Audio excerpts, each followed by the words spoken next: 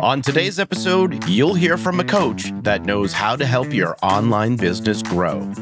This is the Be a Marketer podcast.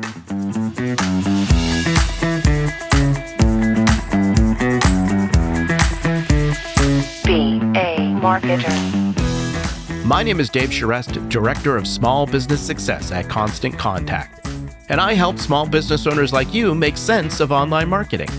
And on this podcast, we'll explore what it really takes to market your business, even if marketing's not your thing.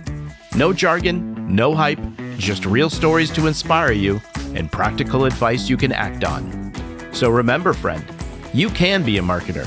And at Constant Contact, we're here to help. Well, hello, friend. Thanks for joining us for another episode of the Be a Marketer podcast. Guess who's here? I bet you can't guess. All right, I bet you know. It's Kelsey Carter. Hi, Kelsey. Hi, Dave. It's me. It's you. You did it again. You showed up. I didn't even know I put it in the calendar, and then here you are. I know. I'm just always ready. Just ready to go. Always wearing headphones. Always has a microphone. It's pretty intense, but I love it. Thank you. I know. Next time, maybe I'll change it up. Maybe I just won't have anything. Yeah. We'll be like, what? I can't hear you. I don't know what's happening. All right. So I have a question for you, Kelsey, and I'm curious as to how you think through this. But when you start thinking about, when it comes to marketing a business online, right? Do you think that people tend to overshare?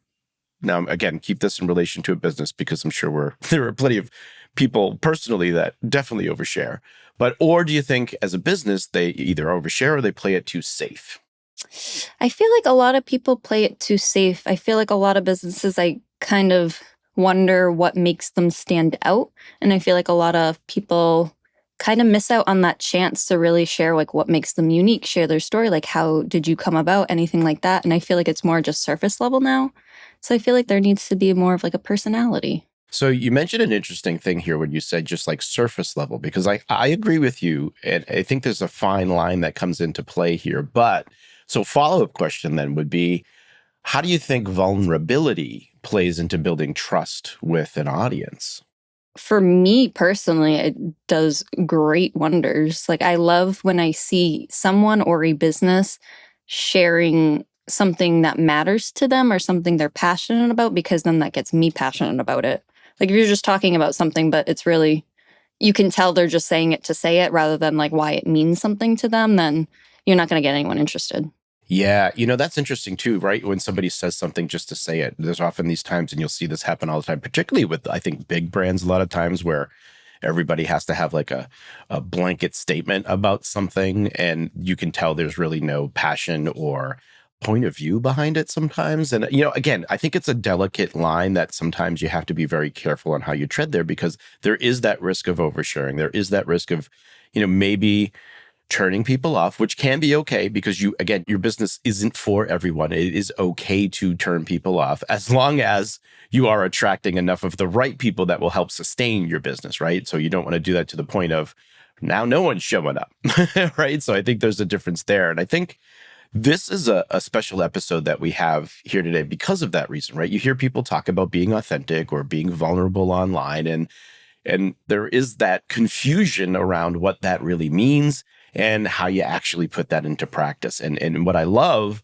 about our conversation with the guest that we have with us today is that she actually shows us what that looks like, at least what that looks like for her and her business, and how she really helps coach other businesses to do that as well. And so when you start thinking about from starting her own business as a single parent, really needing to earn money from day one, to battling alcohol addiction and having to reposition this brand that she built for herself, where in many ways, alcohol was actually at the center of what she was doing, or that brand. I shouldn't say what she was doing, but it just as a brand. And so, Kelsey, maybe I'll go to you. Tell us a little bit about our guest today. Of course, yeah. Today's guest is Teresa Heath-Wareing. So Teresa helps small business owners and entrepreneurs who also have online businesses grow their online business. So she basically helps them scale and grow what they've already got. And she does that mostly by helping them grow their business in the audience, not only by making sure they got the right offer, but also making sure that they're promoting it and selling it in the right way. Now, to say she likes marketing is a bit of an understatement. I would say she loves it. Yeah, and there's a lot of really great marketing stuff in here, of course. I mean, Teresa talks about well, as we mentioned, right, what it really means to be vulnerable in your marketing, how mindset really comes into play into your business, and really the very first thing that you need before you even start marketing.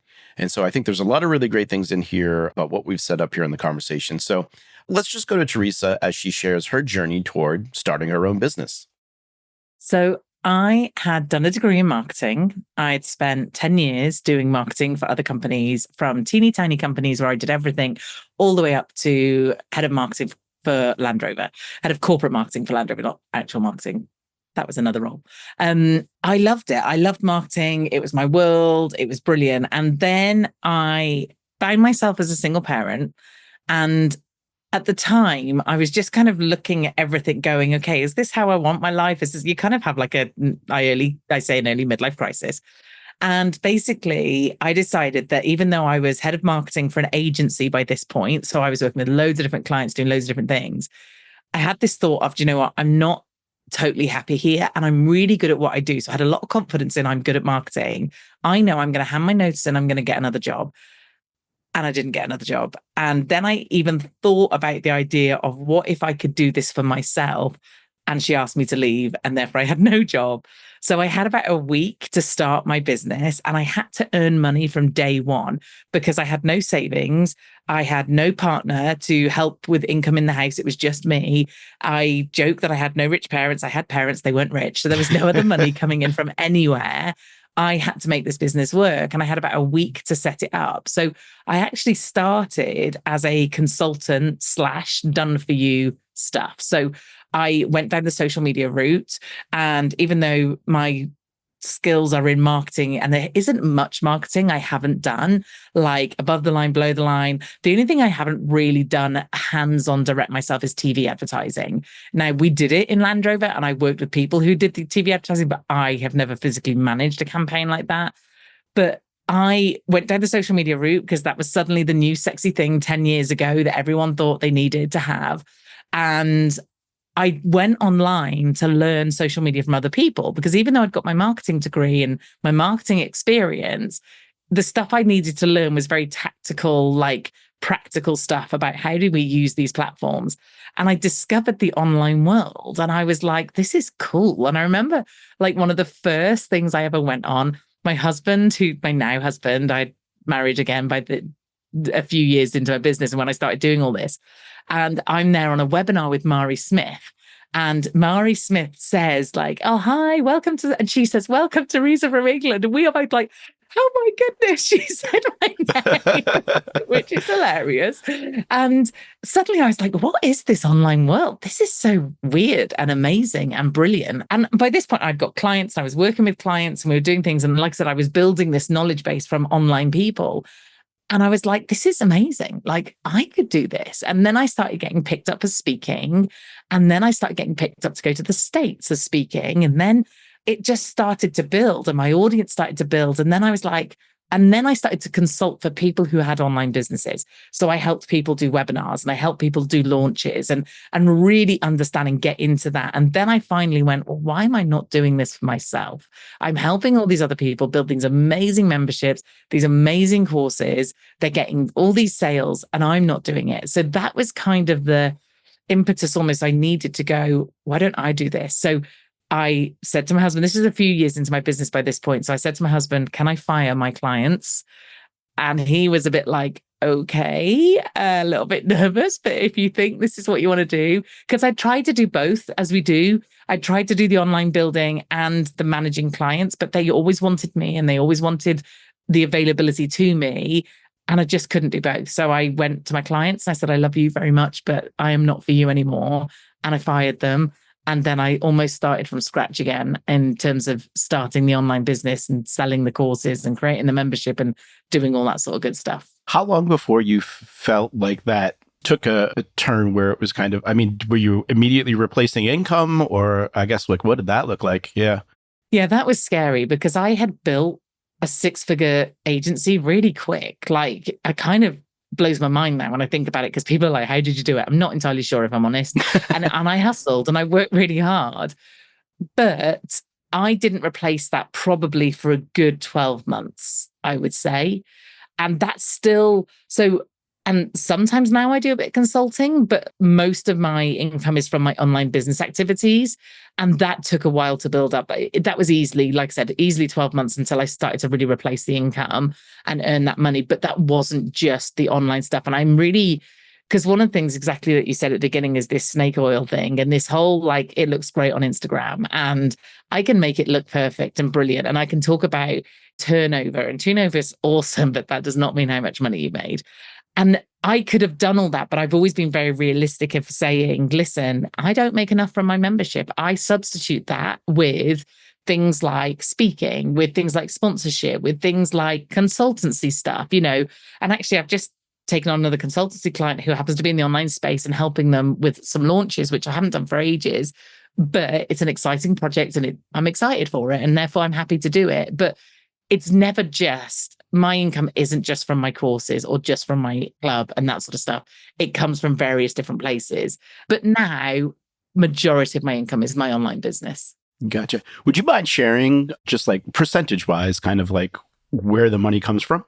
So I reckon probably 40-50% last year. Now, last year was a bit of a weird year for me, but about 40-50% came from my membership and my course stuff. Then I had a big chunk come from, I actually did loads of in-person stuff last year. And so I had a fairly big chunk come from that. But again, that's turnover. That wasn't profit, right? So although a big chunk, like, I don't know, 20% came from that, that actually, a lot of that went back out again because obviously I was having to pay for different places and different things. Then I got probably a fairly small percentage through speaking because I actually don't get paid to speak a whole lot. And a lot of the speaking, if it's my audience, I will do for free.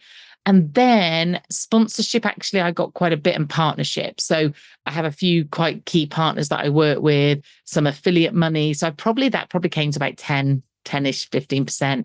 And then other random bits. So like I will get approached to do stuff with other brands who are like, can you write a blog for us? Or can you do this particular thing for us? So it tends to be, and then I will do random things like within my online stuff, that would include like group programs as well, which my percentage will be much higher this year. So like I said, last year was a little bit weird for me, but this year I reckon I'm probably at 65%, 70% that is my online stuff. So group programs, one-to-one coaching that I do, and online courses and membership stuff. And then, like I said, I do some random kind of on one-off stuff. So I'll do end of the year, I normally do a goal setting online session, which I'll charge for. And so weird little things like that. But that's what I promote when I talk about growing an online business, that yes, you want the stability of knowing that enough of your online business money will come in and keep you. But actually, if you are literally just putting all your eggs in that one basket, that's not always the smartest game. Having a variety of things, and these things come more, you get them more in fruition when you are building those other bits. So the more well-known you get, the more of an audience you get, the more you speak, the more you'll be approached by other people to say, could we do this? Would you do this with us? So it's really interesting. And like I said, I try and be really honest about it, because I think people in the online space sometimes paint a picture of put a course up, loads of people buy it, and you're great. Well, I mean, that's just the interesting thing about social media to begin with, right? Where it's the shined up pretty side of things mostly, right? And so, I mean, talk a little bit about that. I know the phrase is showing up vulnerable. So what do you mean by that? In our world, there is lots of marketing jargon, and that one is a really popular one, that, being vulnerable.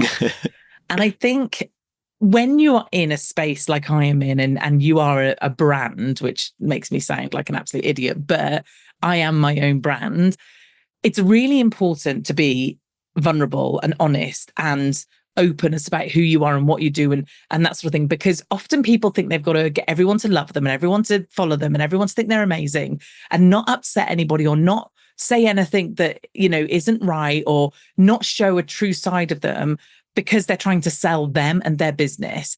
But the truth is, you don't want everyone to come to you. You don't want to attract everybody. And if you're not showing up as honestly as you can be, then that in itself is a big problem in your marketing, because you're going out and showing one side of you, and then someone comes into your world and you can't keep that pretense up forever. And if they're working with you on a, in your membership or whatever, then they're going to see the true you. So if you're not showing up as you really honestly should, then that's going to be a problem in terms of selling stuff and also people buying from you. But I think the vulnerability thing is a real tricky thing, because there is a big difference between being vulnerable and showing up with vulnerability. It's really tough, because I had a conversation with my coach, actually, and a very dear friend, and she says, people think being vulnerable is getting on Instagram and crying. That's not being vulnerable, right? Because when you're going through that, goes, oh, I know what I should do. Let me just grab my phone, open Instagram, and then cry with your phone. Like, that isn't being vulnerable. Yeah. So what I see as vulnerability is I won't ever tell people when I'm in the depths of it, okay? Because no one wants to hear. They think they might, but actually, if you are trying to help people and show people the way, no one wants to hear when you are in the messy middle of it. What is really helpful is being honest about it happening and being honest about the trials and the tribulations and the difficulties you've gone through, at the point where I can help people and tell them how I got through it. So I said earlier, and this isn't something I talk about a whole lot anymore, really, as if it just disappeared, and it hasn't. But last year was a funny year for me, because last year I ended up spending the year getting sober, and after years of battling with an addiction to alcohol, and no one knew. No one knew I had a problem with alcohol. In fact, I had it part as my brand. It was literally, in fact, my podcast, as I speak, still has me holding a glass of champagne on it. And it's part of, we're having a rebrand, and things take time, yourself. But that was, I was very vulnerable and very honest that alcohol was a big thing in my world, but I never told people to what degree, because obviously I'm not going to, but it was in everything. So I used to go live on a Thursday called G&T with Tea, where I would drink a gin and tonic and go live and talk all things marketing and business or whatever it was. So then, after a very long time of working with a therapist and getting some help, I realized I have a problem and I need to stop drinking. I stopped drinking January 2023, and I didn't share with anybody publicly until February 24, so February this year.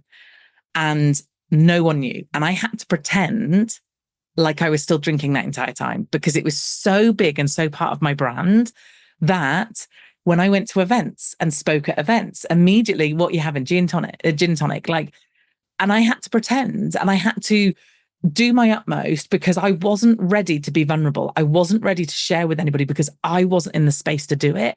I was still in it. And like I said, I talk about it as if, oh, now I'm fixed and it's all perfect. And that obviously isn't the case. This is something I will deal with forever.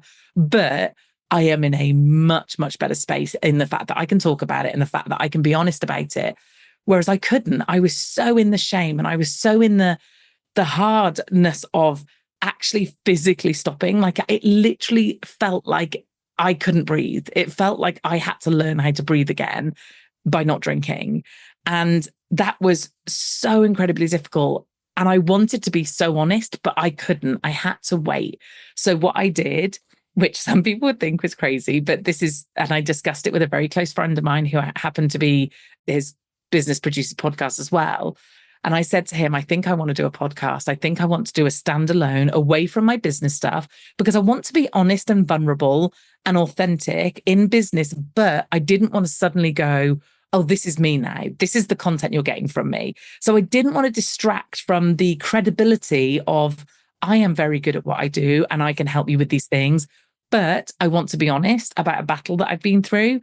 So what I did is I did one episode on my podcast that was very short, that said, I've been battling with this the last 12 months and I want to be honest and I want to show up vulnerably, and I pride myself on that. So if you want to head over to here, here's an entirely like a 15 episode one-off podcast where I go into all the dirt. Like, if you want to hear the vulnerability, you are going to hear it over there. But if you're not interested, cool. I wanted to be honest and let you know, but let's crack on with, and literally the very next week, it was kind of as if it hadn't happened. And a lot of what I do is kind of as if it hadn't happened. But I did it at a point where I could go, I did something really hard and I'm through the worst of it and I am out the other side. And actually the difference it made to me and my business and how I show up was beyond more than I could have ever imagined. I didn't think it would make any difference, and it made all the difference, as I'm sure anybody else would be able to see. And it is a really vulnerable thing to show up and do and talk about, and even on this podcast to mention it, but it comes from a place of strength. And I think vulnerability from that place of, hey, I've done something really difficult and I don't mind talking about it, but I am not in it. I'm not in the mess. I'm not sat here sobbing, going, this is the hardest thing I've ever done. I did that. And then I got the help I needed and I worked through it and I built myself and I'm ready to share. Because I am a personal brand, that's why I would share something personal with the world. Now, if you are a company, I'm not sure you'd need to share that, but showing up vulnerably about this is who we are and this is how we work and this is what we're like, I think is still really important, regardless of the size of business you're in. Well, why was it important for you to share that journey? And then you mentioned it did make a difference for you. And so can you give me an example of like maybe what that looked like? Yeah. So it was super important, obviously, because I was one, alcohol was so attached to me and my brand that I knew that I couldn't be in a place where no one knew that I had a problem. So I had to publicly go, I have a problem. Everybody, like, don't offer me a gin type thing. But because I prided myself on it so much. And that one of the things that was really different was I was being authentic and vulnerable prior, but not truly authentic and vulnerable. And I had no self-integrity. Okay. And it's funny because all the mindset work I do and all the mindset stuff I talk about in business, self-integrity is kind of the base of it. And what I mean by self-integrity, because when I say this to people, they sometimes think self-integrity means integrity to others, and it's not. It's the integrity to yourself. So when you say, I'm going to do this for me, or I'm going to, super really easy example is I'm going to go to the gym. I'm going to go to the gym today. And do you then go to the gym? And if you don't, that kind of damages self-integrity a little bit. And then the next time you go to, say you're going to go to the gym, your brain will go, well, you said you were going to go that time and you didn't, did you? And that was exactly what was happening to me. I would promise myself every day, don't drink tonight, just don't drink tonight. And every night I drank. And therefore, I never believed a single word I said. I had no self-integrity. But I was showing up with integrity to others, and I was showing up being honest to others, but still deep down knowing, like, and I wasn't going to share that, obviously. And I don't think people should share that kind of information at that point. But that did affect how I showed up. And I genuinely thought I am showing up as me and I'm being me. But in truth, I wasn't. In truth, like, because I was hiding this part of me, which, like I said, was right to hide at the time.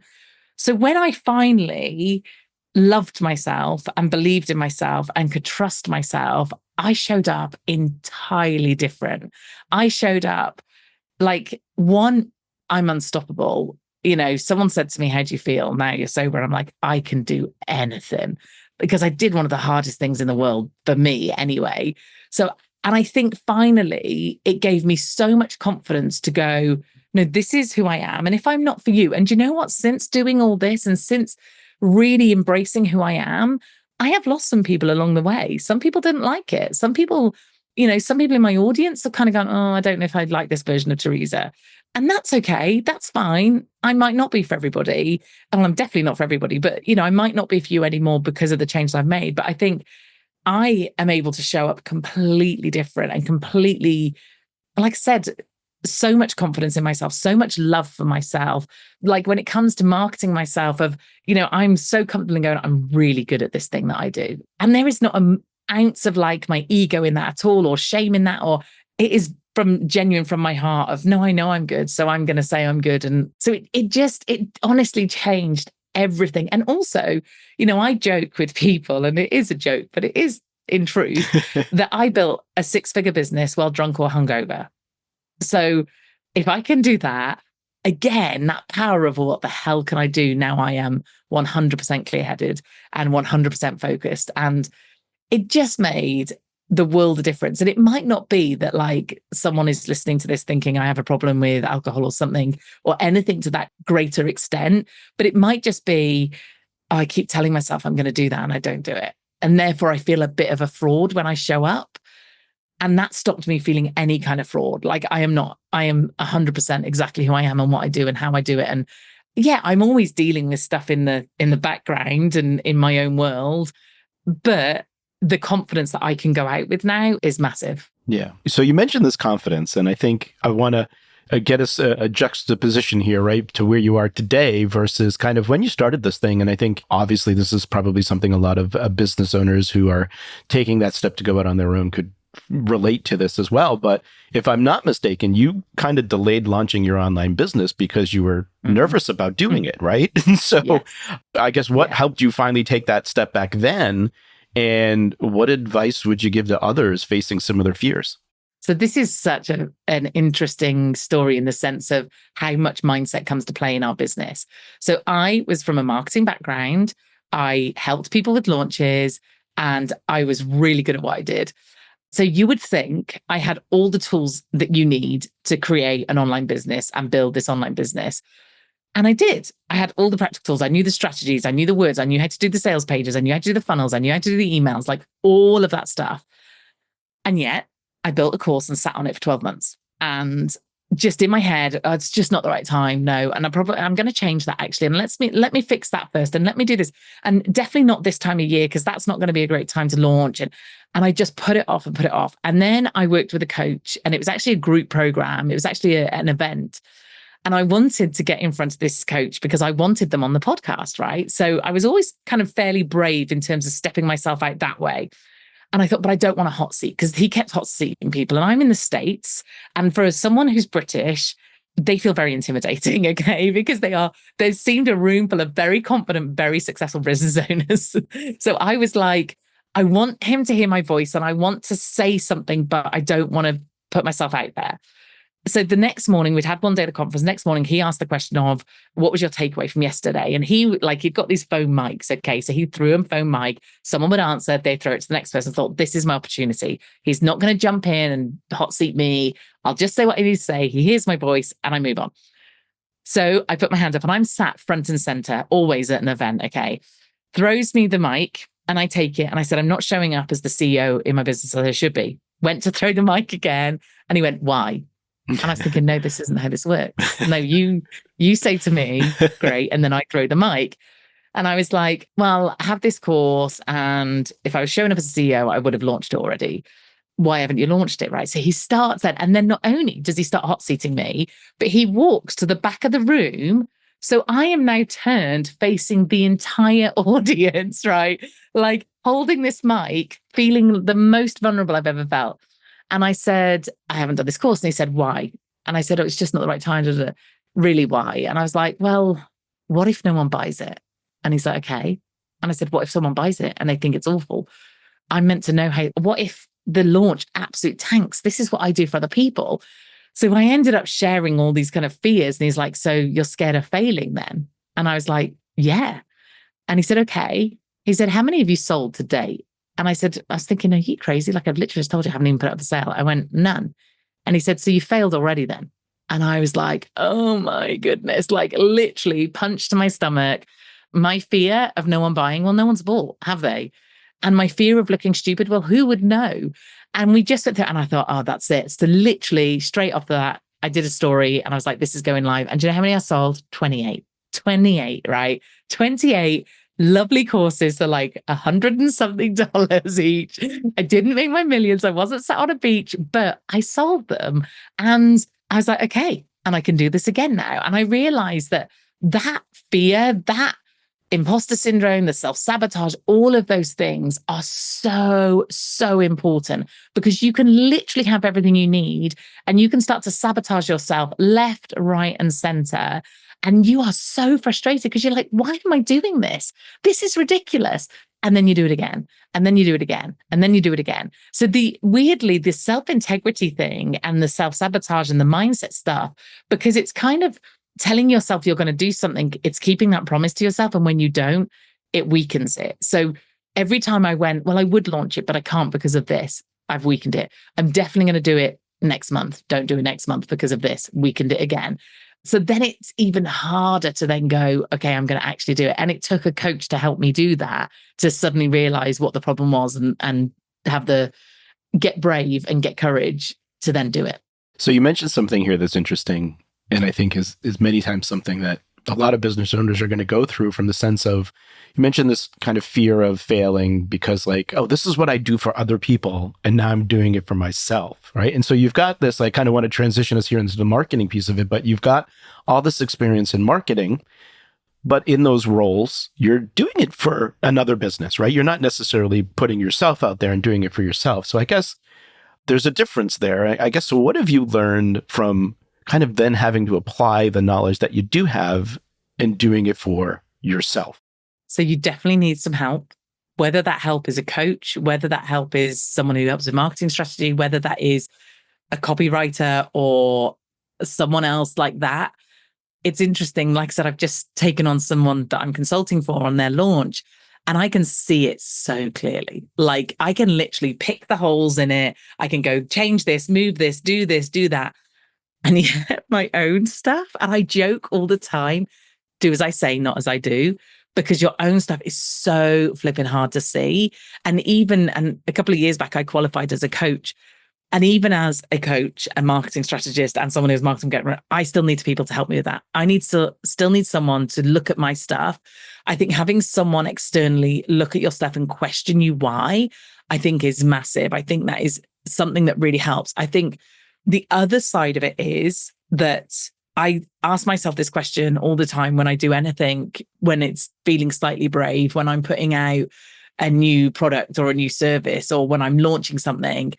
I ask myself, what's the worst that could happen? And I have this running joke in my life, which is very personal to me. But these two things that the worst that could happen to me is I could die. That would be really inconvenient.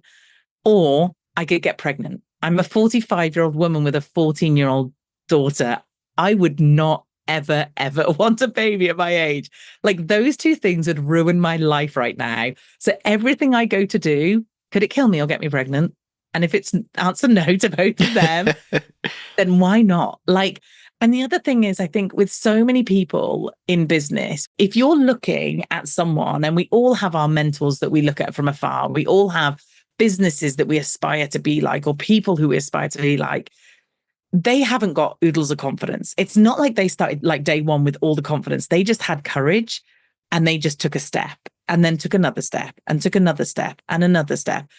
And I can guarantee anybody listening to this that the thing that you're thinking, everything will be fine if I could just get this, or if I can just feel this, or if I can just do this thing, that will be fine for this point now, but there'll be something else. And then there'll be something else. So something that would have been so scary and so tough and so difficult to do 4 years, 5 years, 6 years ago in my business is now like second nature, but something else has taken its place. So you're never going to get to a point where you are always 100% confident. That has to come. Confidence comes from doing something over and over and knowing that you have some experience with it. When you're starting something new, you have no confidence, and you will have none because you've never done it. So you've got to have courage to do it. And I'm a really keen gardener. And one of the things I talk about with marketing in particular is we have to plant those seeds, and we have to do all the things that they say. So, just about now, as we record this, my tomatoes are starting to turn red in my polytunnel, which is very exciting. But back in January, when I put the seeds in and I watered them and I put them under the light and I put them on the heat mat, and then I repotted them on when they grew and I repotted them again, I was doing all of that in good faith that one day I'm going to get a tomato off one of these plants. That's what we have to do with our marketing and our businesses. We have to put in all that work that feels really hard and really difficult. And we have to have courage for, because one day all of that is going to lead to the bigger and better thing. And I think it's just that thing of keep going, keep doing it, keep putting yourself out there, keep having faith that this is working, and keep trying. So it sounds like you're a goal setting type of person, right? So like you're going to review that, you're going to set yourself down a path. But then when it comes to the marketing pieces of it, how do you find the time for marketing? So obviously it's one of the most important things I do. I, over the years, have become even more strategic. And like I said, I obviously come from a marketing background, I have a marketing degree. So I had a head start compared to most business owners when it comes to marketing. I mean, I'm terrible at things like finance and admin and that sort of stuff, but marketing was my bag. One thing that I have learned over the years is what works well for me and what I like to do. And that's really, really important, because I think in the world that we're in, you will find an expert in everything that will tell you this is the one and only way to be successful. You've got to be on TikTok. You've got to do Pinterest ads. You've got to do Facebook ads. You've got to be doing a reel every day on Instagram. You've got to be building your email list. FYI, you really do have to build your email list. I'm just going to say, like, that is standard. You should be doing that all day, every day. But what no one is doing when they're giving that blanket advice is going, who are you? What do you like? What are you good at? What are you focused on? Who is your customer? And I think that's really important. Other than the email list thing, which I swear I have not found one person that I've ever worked with that does not need an email list, by the way. But all the other stuff is up for negotiation. You can, in fact, I listened to an amazing episode of someone else's podcast the other week of a woman, I'm going to try and get her on my podcast, who basically stopped social media. Yeah. Stopped it. Yeah. Turned it off, went, I'm not doing this anymore. And her business grew by 160 something percent. There is someone for every person that's out there going, the only way to be successful is doing this thing. There is someone else doing the complete opposite, being just as successful. Yeah. Like, so for me, in terms of marketing me and my business, what do I love? What am I good at? What feels as easy as breathing? So for me now, speaking, podcast interviews, doing my own podcast, standing on stages, that is like, I could do that all day long, all day long, all day, every day.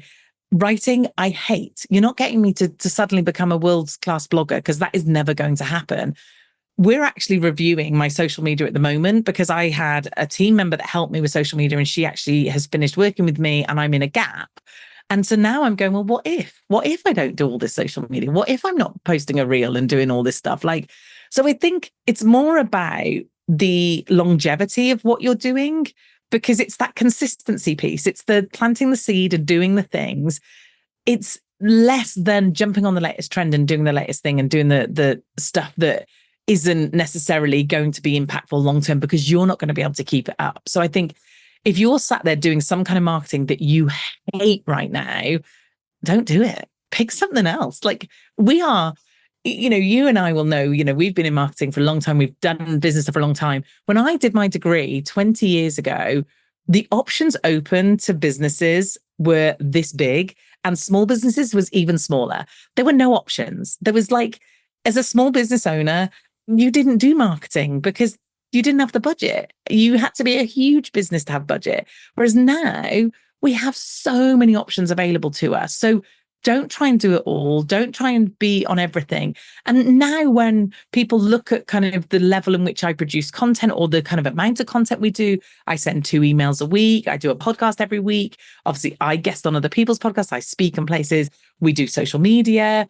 We're doing all these things, but also I have a team now, and I create core content and they help feed it out into other things. So I will write my emails, and then I'll use the emails to decide what we're putting on social media. And I will use a chunk of an email and put that on social media, which I've probably taken from a chunk of the podcast. So I think it's don't try and do everything, because you are one person and you're not going to be able to do everything. And the people who are doing everything and are everywhere, they have a team of people to help them. And you will get there, but don't try and do it right now, because you'll fail. And then pick the things that you love and that you're good at and that feel the easier thing to do. I'm not going to say easy, because this might be not second nature to lots of people, but the thing that doesn't feel impossible, because it's about that longevity and of that consistency of doing it. I love everything that you just said. I'm not even going to comment more, because I feel like, well, I want to summarize that at the end for sure, but everything is absolutely correct. I'm going to skip ahead. So you mentioned email marketing. How and why is email marketing so important? I mean, just for your business, but I mean, we would argue everybody's business, right? Tell me about that. Yeah. For me, I see email marketing as a two-way communication, which I know lots of people won't necessarily think it that way. But for me, it feels really personal. My email marketing, I have changed how I've done it over the years. So I used to do 1 email a week. Then I actually went up to 3. Then I decided to drop it down to 2. And every step of the way, I've had that conversation with my audience. And I've said to them, this is what I'm going to do. What do you think? I've encouraged responses all the time, and I will get responses all the time, which is lovely. And I respond to them. So that's not something that one of the team do. If I send out my bulk email, so if I'm sending out a broadcast email to my list and someone emails back, I will respond to that email. I see it as a really personal thing.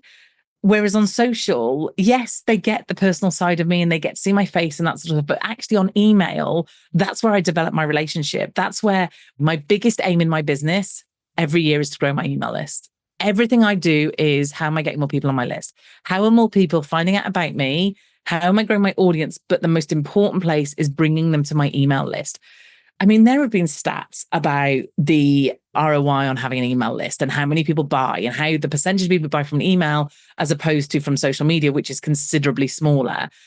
And I'm not saying don't do social. In fact, recently I've had this conversation quite a lot and I feel like I'm being very anti-social, and I'm not, because it's very helpful for some things. But what blows my mind, and I'm talking about more and more, is people will be consistent on social media and yet they won't email their list. Yeah. Like, Yeah. what? That doesn't make any sense. The scales are so off on this, where we invest so much time on the social piece of it. And I have to give social credit, right? Because whoever's designing the mentality behind this platform, it's like, it's very good at making you feel like you're doing something that's beneficial to you, when in reality, Yes. again, if you do the math, if you invested that time in email, your business would probably be growing more. And that's what blows my mind. Like, because the other thing is people go, well, what do I email? Like, they feel like this is so hard, but it's like you're producing social media. So you're producing content. All you're doing is putting it in a different format and expanding on it maybe, or having a bit more of a conversation around it. I think sometimes when it comes to email, I think there's a couple of camps. I think one, maybe if you've been around doing this for a long time, you might feel like email's dead, which it absolutely isn't and never has been and never will be. But because there's all these other platforms like, oh, we can do all these cool things. So that might be one reason. The other reason, people build up this email thing in their head so big that I don't know what to say. I don't know how to say it. I don't know how often should I email. And the other thing is, I don't want to bother people. Well, if you bother someone, they're not your customers and they're going to unsubscribe, and that's fine. I welcome it. Obviously, I don't want people to unsubscribe, but if they're not my customers, then I haven't got anything for them. I can't help them if they don't think I can help them. So I only want people on there who are people who will potentially eventually buy from me or get some value from me. So for me, the email thing is so, so key. And when I look at like my launch timetable, when I look at kind of my 6-month plan or what's happening in the next 12 months, I try and make sure that I've got spaces for just adding value and adding love to my email list. So yes, I want to promote things and I want people to come and do webinars and masterclasses and various other things and buy things. But I also want to make sure that in my emails, I'm adding value and giving them some love. And it is that consistency. So every Monday and every Thursday, they get an email from me. And that's really important because, again, it feels like I've made a commitment to those people and I see them as people in my world and people in my community. And I see this as a community thing, not just let me shout at the world every Monday and Thursday. It's like, how can I add some value? Why would you want to open my emails? And what do I get from them? So obviously, email list, growing that is important. And I think, again, to your point, people don't focus enough on it to do that. And one of the things that you talk about, and it's something that I've called kind of stealing audience, right? But I think you've probably got a better term for it. So I guess what would you call it? And then what exactly do you mean by growing through other people's audiences? Like, why is that so important? So one of the things I talk about is visibility in other people's audiences. And it's that whole thing of someone has already built an audience. Okay. Someone has done a lot of the hard work. And I'm one of those people, you're one of those people, we've built our audiences. And therefore, if you can get in front of someone else's audience, it's a really, really quick and easy way to start building yours. However, the key thing here is it has to be a genuine win-win for you both. Because I had someone contact me ages ago saying, would I be open to a podcast swap? And at the point, so last year, when the world went funny, I didn't do any interviews because what I could manage was solos. So I just did solos. So they contacted me last year saying, would I do a podcast swap? And I said, I'd love to come on your podcast. Unfortunately, I'm not interviewing anybody at the moment. And therefore it's a no, but not because of you, just because I literally am not interviewing anybody. And they ghosted me. Awkwardly, we ended up speaking at the same event and she tried to pretend that she hadn't sent the email, which was hilarious, by the way. But that's not how you use someone else's list or someone else's audience. You need to genuinely know that actually I can add value to this audience and I can bring something to them. And therefore, they're going to get something of value and I'm going to be put in front of their audience. And then in an ideal world, if you had a lead magnet that complemented the thing that you talked about or whatever, then great. But those are the quicker and faster ways. And also, it's kind of like a self-fulfilling prophecy in the fact of the more you put yourself out there, the more people see you out there, the more people will ask for you to be out there. So for me, in the early days, I had to apply for everything and ask for everything and try and get in front of people. But then the more this happened, the more it started to naturally happen and people were asking me. And then not only does that mean you're being put in front of someone else's audience, but it also means that you are being put as the expert and it's really credible. Now, if you are terrible at the thing you do and you're not adding value, then that isn't going to work. So you have got to be good at the thing you do. But in most instances, it's not.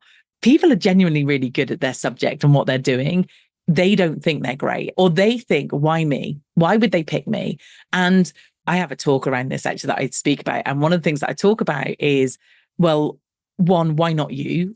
And two, if you are someone who is creating content like you and I that need interviews, that need people on, we need good people. Okay. So if you are good, we're never not going to be like, as long as you're a good fit and as long as you are right for the thing that you're applying for or putting yourself in for, we're never going to be like, we don't need any more people. I mean, yes, granted, you get to a point where you get fairly full, but my podcast is done for the end of the year. So next year I need more guests. So we need that help. We need those people. But what we want to do is make sure they're good people, that they know what they're talking about and that they are a good fit for our audience and can give some real value. But you've just got to ask the question. And when it comes to, am I the expert enough or someone else is an expert? What I say to that is, you're not saying you're the only expert. You are saying you are an expert that has particular education, particular experience and a particular take on something. And you can happily go out a bit like I have done today and go, in my experience, how I run my business and my personality, for me, this is what I've done and this is what works and this is what I think of a certain situation. I'm not saying that everyone else is wrong and I'm not saying that I'm right. I'm just saying this is my take. And we need many, many diverse voices because otherwise we're hearing the same voices talking about the same things with the same experience. And when I came into the online world, one of the things that I noticed was lots of the people who were talking about their online world and how successful their business had been were people who didn't have young children and lots of response and certainly weren't single parents, like trying to do this. They were people who didn't have responsibilities or people who couldn't relate to me. And therefore, when I started my online business, I attracted a lot of people that looked like me because they were like, oh, hang on a minute. Here's someone that I can relate to that looks like me, that has a life like me, that has some similar thoughts to me that can help me. So we need those diverse voices. So if you're sat there thinking, I couldn't possibly, well, one, until you do it, you don't know. And you're never going to be any good until you've done it. So you unfortunately have to start and then let's see how you go. And two, why not you? We're talking about kind of like mindset shifts. I mean, imposter syndrome coming in, right? Like, who am I? Particularly when you're first getting started too, when you're starting to think through this. But one of the things that I think really stuck with me was somebody had said to the second grader, the third grader is a genius. And all you really need to be is one step ahead of someone to be able to provide value to them because, oh, I've done this before. This is what that looks like. And so if you start seeing things like that, like, yeah, I'm not going to help somebody who's, you know, running multi-million-dollar campaigns and like, no, but somebody who's just getting started and, you know, is looking for the inspiration or where should I start? I've got you covered, right? It's like that whole type of thing. When you start thinking about doing this and getting in front of other people, how do people start to identify, I guess, who the audiences are, like who are the people that they should collaborate with? And then how do you I mean, you mentioned this in terms of value, but like, how do you start like getting that list together and saying, okay, like what are the first steps to do that? Yeah. Okay. So the very first thing is, who is your customer? It's understanding that and where they're hanging out. Okay. So when I talk about hanging out, I mean, what podcasts are they listening to? What social media accounts do they follow? What events do they go to? What blogs do they read? And hopefully, if you have some customers in your world or you know some people who are your customers, you can go and ask them.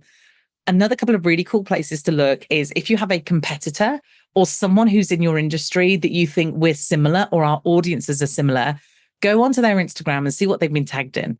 Because on the tagged in bit is where if I've been on a podcast, I'll be tagged on someone's account and go and start looking at, oh, okay, so Teresa did this event and I think I could be in a similar audience to Teresa. That might be good. But one thing that I would say is as you're gathering all that information, and we literally have an Asana board that has podcast people in, like potential podcasts that I can ask for. And as you start collecting it, and once your head is in that kind of space, I mean, you can literally go to Google and say podcasts for and put in your perfect customer. I wouldn't start massive on day one, okay? Because one, it is going to be terrifying. And two, you need to find your feet and you do not want to waste a really valuable opportunity by going big, messing it up, and then thinking I'm never doing that again. So when I first started speaking, and I laugh now when I think about it, but obviously that's how I started.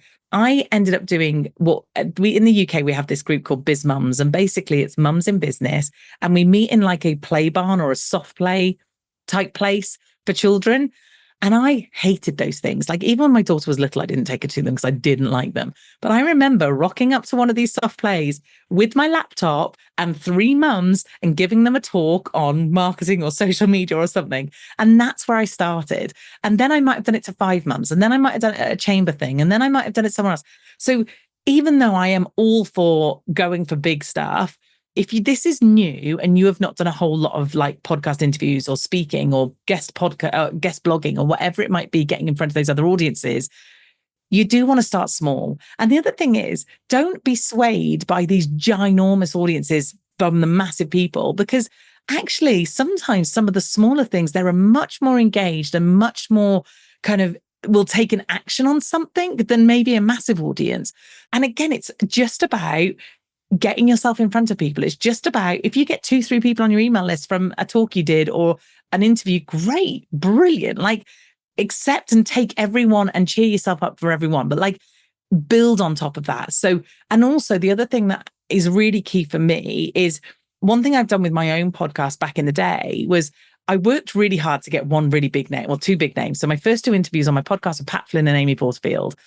And then once I had those 2, I went to their network and I looked at who do they know, who do they hang out with, who are they friends with. And so I went to Jasmine Star and said, Jasmine, Amy's been on the podcast. Would you come on? Of course I will. I went to someone else, such and such been on. Would you come on? Of course I will. So for me, working really hard and going all out, once you feel comfortable on a really good one that you want. So I've even been known to like talk about doing standalone landing pages that just focus on, will you come on my podcast? Or I will send videos to people going, hi, this is who I am. Like go to that extra effort for some of those bigger ones when you are comfortable doing the thing that you do. And then once you've got one big one, suddenly you will find other things opening up and other people. So it's about knowing who your audience is, knowing where they hang out. And for me, starting small and building up. Well, friend, let's recap some items from that discussion. Number 1, think through multiple revenue streams. Teresa shared where her revenue comes from, whether it's consulting, memberships, speaking, partnerships, affiliates, group programs, one-to-one coaching. It's usually a good idea to diversify so that you're not too dependent on any single source of revenue. And the percentages of where that revenue comes from can and should change over time, particularly in an online business. For example, maybe you start in a place where you're doing much of the work one-to-one, but as your expertise grows, you move into coaching clients in a group setting. And as your audience grows, maybe you focus more on partnerships. This is a smart way to keep your business healthy. Number 2, focus your marketing on something you'll enjoy doing. Now, you'll hear from many people that you must do this or you must do that. The reality, though, is that the only thing any marketer will agree on wholeheartedly is that it's best to own the relationship with your customers. And so a channel like email or SMS, of course, is a must. Hooray for you, as a constant contact customer, you already recognize this truth. But after that, it's really up to you on how you use the channels. Now, Teresa mentioned how one business could be doing one thing, while another is doing the opposite and still seeing success. So really, it's about doing that thing that you enjoy, leaning into it, and finding what works best for you and your audience. Because if you go into something not wanting to do it, well, it's going to be difficult to sustain that in the long term. And well, if you're a regular listener to this podcast, you know that marketing success comes from what you do on a consistent basis. So find that thing you'll enjoy doing regularly. Number 3, put yourself out there. Teresa reminds us that it's only through taking action that you move forward. The longer you wait, the longer it takes to get good at something. And yes, you may need to shift your mindset here. You also heard the concept of progress over perfection on this podcast. And that may be the best path forward for any business and in marketing specifically, because you can't learn what works if you are doing nothing. And the more you do things, the more you learn what works for you. So if you start small and focus on bringing value to your audience, you're going to see results. Both good and bad results are useful to you. And allowing yourself to be vulnerable in your business this way may just be enough to build the trust you need with your customers. As Teresa says, why not you? So here's your action item for today. Do that thing you've been putting off. Whatever it is, I can bet you've already got everything you need to get going. Have you been wanting to create a new segment of contacts? Maybe you've wanted to create a landing page to collect more contacts. Is there an automation you've wanted to set up? The only thing holding you back is you. So get started. And remember, if you get stuck, Constant Contact is just a phone call away. I hope you enjoyed this episode of the Be a Marketer podcast. Please take a moment to leave us a review. Just go to ratethispodcast.com/BAM. Your honest feedback will help other small business marketers like yourself find the show. That's ratethispodcast.com/BAM. Well, friend, I hope you enjoy the rest of your day and continued success to you and your business.